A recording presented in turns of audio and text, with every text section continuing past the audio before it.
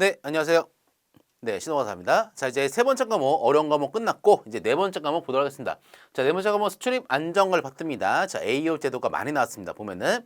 자, 수출 안전관리 같은 경우에는 일반적으로 이제 입출항, 그 다음에 이제 뭡니까? 관리 대상, 그 다음에 이제 AO가 가장 많이 나오죠. 문제에서. 그래서 보면 이제 해당 부분이 주로 출제됐습니다. 자, 1번부터 보겠습니다. 개항이라고 되어 있습니다. 개항은 이제 외국무역선 기능, 개항에 한해서 왔다 갔다 할 수가 있죠. 얘는 뭐다? 대통령령으로 지정하게 됩니다. 맞고요.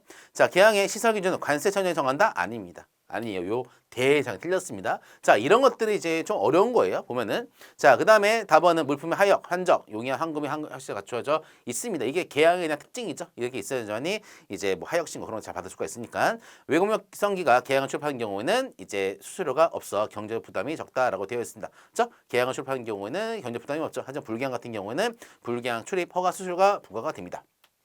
자, 개항이 한정해서 운항할 수가 있어요. 자, 개항이 아닌 지역에 출입하고자 하는 경우는 불개항 허가를 받는다. 자, 완전 쉬운 문제네요. 자, 다음 같은 경우는 대통령입니다. 개항에 대한 시설 기준은 대통령령으로 정합니다. 쉬운 문제고. 자, 두 번째 외국무역성기 입항적자의 설명으로 틀린 것은 입항보고죠. 자, 외국무역기 공항에 착륙한 때는 지적 세관자는 입항보고합니다. 입항보고. 배도 마찬가지죠. 입항보고. 자, 다만 외경 멘부는 항공기 입항 30분 전까지 세관장한테 제출을 합니다. 자, 선여승승정, 선여승승적 그런 것들을 이제 제출하게 되는데 여경 멘부 같은 경우는 입항하기 30분 전까지 세관장에 제출한다. 중요하고. 선장등은 외국에서 선박을 수리하거나 선연품을 구입했을 때에는 입항 보고 시 그 사실을 세관장한테 제출을 해야 됩니다. 그렇죠? 선여승승적 선연품에 대한 목록. 자, 다음은 선장등은 선박 입항 24시간 내에 입항 예정 보고서를 세관장한테 제출합니다. 그렇죠? 입항 예정 보고서 난다. 그리고 나중에 뭐다? 최종 보고한다. 그러니까 입항 보고는 두 개예요. 두 개입니다. 24시간까지 예정 보고하고 나중에 끝에 최종 보고한다. 라번 직전 출항국과 출항부터 입항시까지 24시간 이하의 단기인 경우에는 직전 출항국에서 출항하는 즉시 입항 예정 보고서를 제출합니다. 출항하는 즉시 제출합니다. 단거리인 경우에는. 자, 마번 개항 입항하여 입항 절차를 마친 후가 아니면은 후 다시 우리나라 다른 개항으로 입항할 때입니다. 보다 간이네, 간이.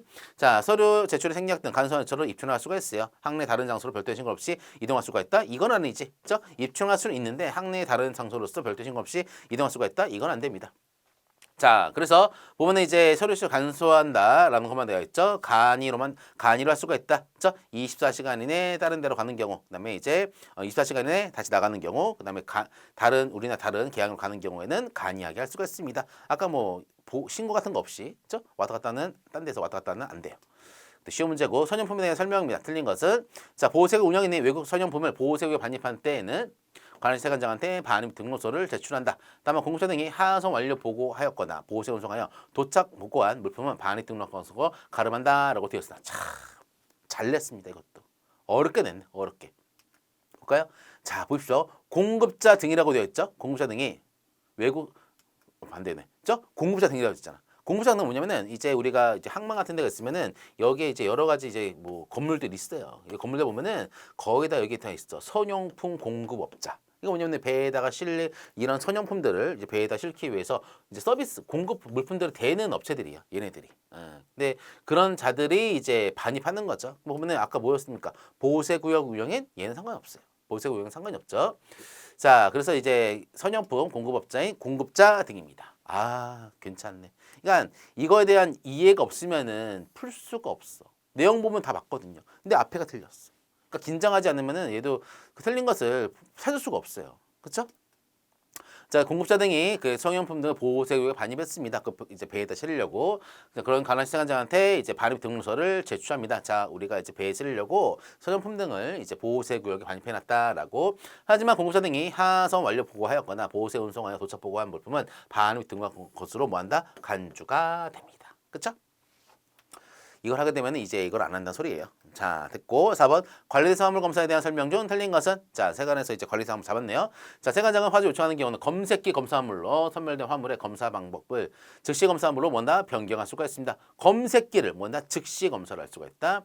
자, 검사 대상 화물에 대해 적합물로 심사가 완료된 때에는 적합물로 제출자에게 검사 대상 선별된 사실을 통보를 합니다. 그렇죠? 적합물로 심사가 완료가 됐어요. 근데 뭐다 검사 대상을 걸렸다라고 얘기를 해준 거야.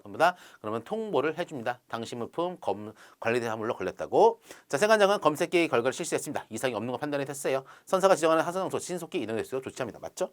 자, 세관장은 검사 대상 화물 중 지정원으로 직원으로 해제를 할 수가 있다라고 했다. 그죠? 세관장은 검사 대상 화물 중 직권으로 해제할 수가 있다는 거죠. 그렇죠? 지정을 직권으로도 해제가 가능합니다. 그러니까 관리대상 같은 경우는 이제 검사를 통해서 아무런 이상 없는 경우는 해제를 시켜주거든요. 또는 이제 관리대상 해제 사유에 해당하는 경우에 해제를 시켜줘요. 하지만 보다 세관장은 직권으로도 이제 해제를 할 수가 있습니다. 직권. 마번 세관장이 검색기 검사 결과 정밀 검사가 필요하다고 인정하는 때에는 화주가 요청하는 보호세 창고에 정밀 검사를 실시해야 한다라고 되어 있습니다. 어디다? 화주가 요청하는 창고? 뭔가 이상하네, 그렇죠? 자, 보면은 이제 됐죠? 세관장은 검색기 실시했습니다. 개정 검사 필요하다고 인정하는 경우는 뭐다?